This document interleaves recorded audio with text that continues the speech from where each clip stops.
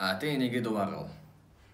Күндөрдүн биринде Азирети Алиге бир киши келип, эмнегедир ырыскым тарып баратат, деп сурады, деп даттанат. Анын себебин билгиси келген Азирети Али тиги кишиден мүмкүн сен өзүңө тиешелүү болбогон калем менен жазып жаткан чыгарсың, деп сурайт. Тиги киши жок, мен өзүмдөн эле калемим менен жазам дейт. Азирети Али анда сен сынык тарак менен чачыңды тарап жүрбө.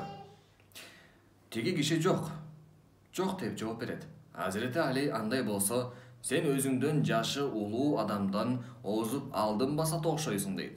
Тиги киши жок, мындай кылбайм деп Азирети Алиге жооп берди. Анда мүмкүн сен багымдат намаздан кийин уктайттырсың, деп сурайт. Тиги киши кайра эле жок, уктабайм деп жооп берет. Азирети Али андай болсо, сен ата-энеңе дуа кылбай жаткан окшойсуң дейт. Тиги ооба, ата-энеме көп дуа кылбайм деп мойнуна алат. Азирети Али ата-энеңди эстеп, аларга дайыма дуа кылып жүр.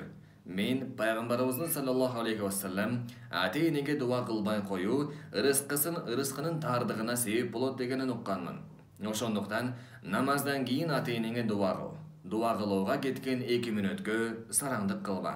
О Алла, тирүү жүргөн ата-энелерибизге өмүрлөрүн узак кыл, күнөөлөрүн кечир, даражаларын бийик кыл, өтүп кеткендердин ырайымыңа ал, жаткан жерлерин бейиш бакчаларынан кыл. Кыяматта бардыгыбызды пайгамбарыбыз саллаллаху алейхи вассаламдын айланасында чогуу кыл.